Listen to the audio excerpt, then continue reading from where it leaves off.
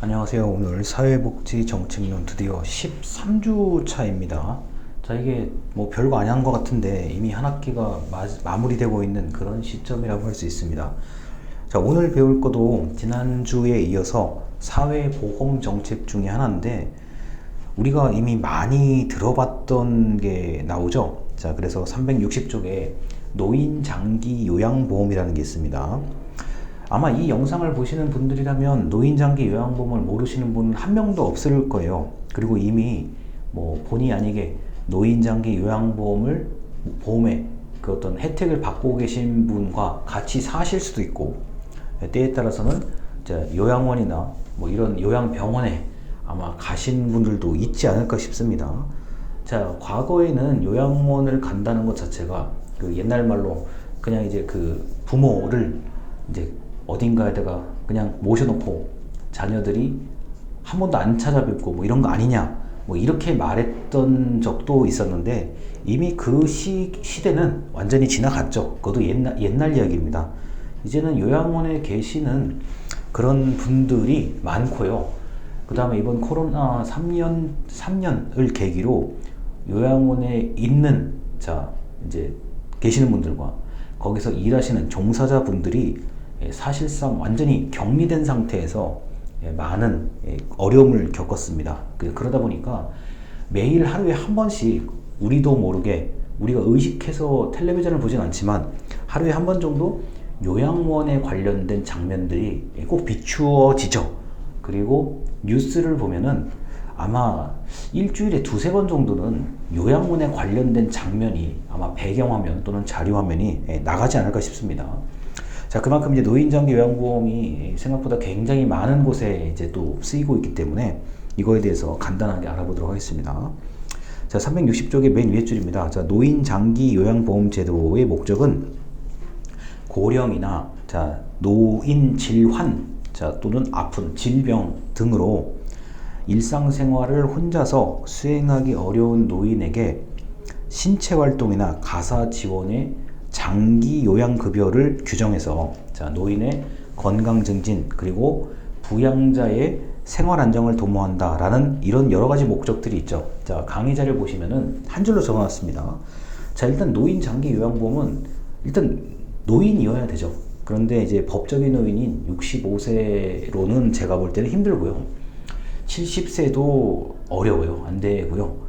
이런 혜택을 실질적으로 받을 수 있는 연령층은 아무리 나이가 좀 젊다고 해도 70세 중반 이후입니다.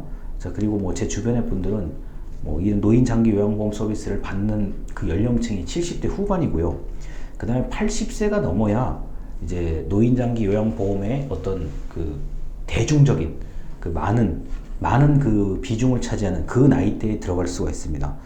80대 중반과 80세 후반, 90대 초반까지도 이제는 흔해요. 이 노인 장기 요양보험의 혜택을 받는 분들이 흔해가지고 아마 이 영상을 기준으로 한 3, 4년 정도 이렇게 지난 우리 대한민국 사회는 이 요양보험의 혜택을 받는 분들이 기하급수적으로 늘어났다 이렇게 아마 인상을 받으실 겁니다. 왜냐하면 이제 우리나라가 지금 얼마 전에 그 유튜브에 아주 짤막한 그 뉴스가 나오는데 이제 58년도 개띠부터 해서 59년도 60년생, 61년, 62년생들이 대거 은퇴하는 나이가 다가오고 있죠. 또는 은퇴했거나요. 근데 그 5년간의 그 태어나서 지금까지 열심히 경제 활동을 했던 분들이 이게 대거 이제 노인층으로 이제 분류가 되기 시작하죠. 자, 그러다 보니까 이제 이게 노인 인구가 지금 60대 초중반부터 이렇게 쭉 그 많은 연령층이 이제 앞으로 70대가 되고 80대가 될 거 아닙니까? 자, 그러다 보니까 노인 장기 요양보험의 중요성은 더 말할 필요가 없을 정도로 어쩌면 그 우리나라의 그 전반적인 우리나라의 그 앞날을 좌우하는 그런 정도의 역할이 되지 않을까 싶습니다. 자, 그래서요. 자, 362쪽입니다. 맨 위에 이제 표가 있는데 이거는 저 표를 보셔도 되고 바로 표 아래 그 문장을 좀 읽어드려도 금방 이해하실 것 같습니다. 자, 국가 의존형은 국가가 적극적으로 장기 요양 보호를 하는 그런 국가가 대체적으로 많이 노인을 자, 모시겠다라는 얘기고요. 시장 의존형은 자, 장기 요양 보호를 상품화한다, 시장에서 판매한다, 자, 사적 비용 부담을 한다라고 되어 있습니다. 이거는 국가는 신경 쓰지 않고 알아서 자, 그 개인 또는 가족이 하라 이렇게 되어 있는 거죠. 자, 가족 의존형은 자, 장기 요양 보호를 당사자 그리고 가족이 모두 알아서 처리할 것을 기대한다라고 되어 있는데, 여러분 시장 의존형은 이제 서비스를 사고 판다는 개념으로 이해하시면 되고요. 가족 의존형은 우리가 불과 한 15년 전까지 집에서 모셔왔던, 자, 집에서 자, 거동이 불편한, 예, 뭐 보통은 부모 세대죠. 자, 부모를 모셨던 이런 유형이 가족 의존형입니다.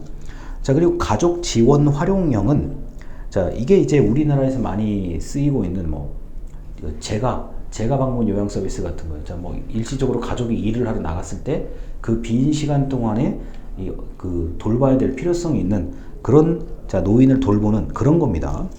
자, 그래서 가족 지원 활용 서비스 같은 경우는 뭐 예전에는 주간에만 아주 짧은 시간에만 허용이 됐는데 이게 막상 그렇지가 않거든요. 그러다 보니까 이제는 주야간 그리고 휴일까지도 이 서비스가 많이 늘어나고 있는 실정입니다. 자, 그래서 우리나라는 국가 의존, 시장 의존, 가족 의존, 그리고 가족 지원 활용이 네 가지가 동시에 자, 맞닥뜨려진 나라이기 때문에 자, 이게 비용 부담은 다양한 형태로 나가고요. 그리고 그 비용 부담은 국가가 지원을 해준다고 가정했을 때 저렴하게 서비스를 이용할 수 있습니다.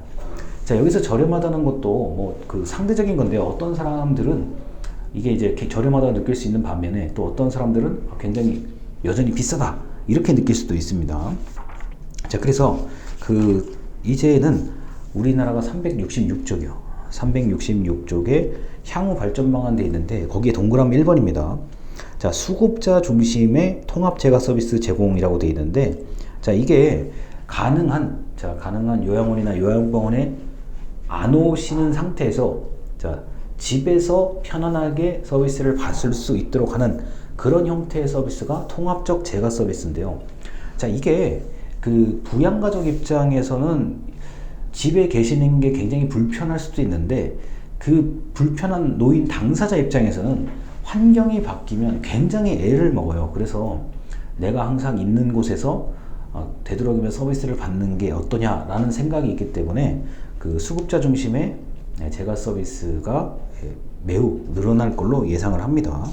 자, 그리고 그 367쪽에 보면은 뭐 전달 체계 효율성 강화, 재정 관리 체계 확립, 예방 사업 확대, 자, 그 다음에 포괄 케어 시스템, 자, 포괄 돌봄, 노인 돌봄 시스템, 서비스 같은 것들이 우리나라에 이제 많이 늘어났죠.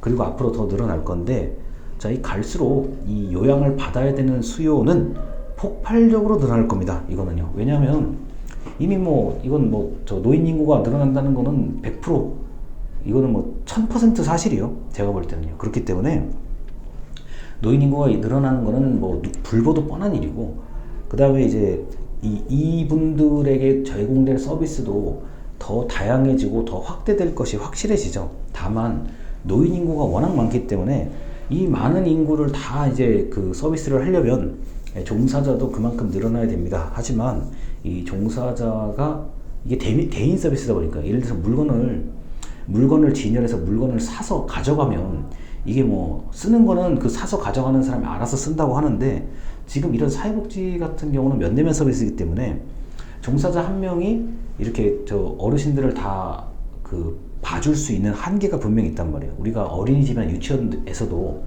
담임 선생님 한 명이 그 아이들을 볼 수 있는 인원이 정해져 있듯이 마찬가지예요. 이게 아무리 종사자가 이건 돈을 많이 받고 그 다음에 봉사정신이 뛰어난들 할 수 있는 그 한계치가 있어요. 그러다 보니까 종사자가 과연 얼마나 이제 이 늘어나는 노인들을 뒤따라갈 수 있을지, 뒷받쳐줄 수 있을지가 그게 핵심 문제라고 할 수 있겠습니다.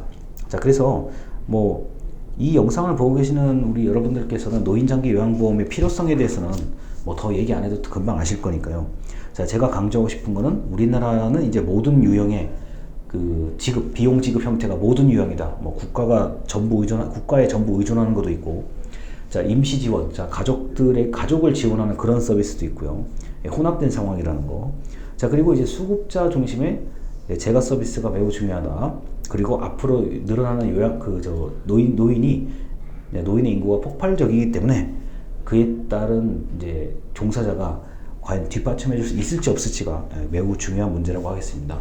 자, 첫 번째 영상 노인 장기 요양보험에 대해서 말씀드렸습니다. 감사합니다.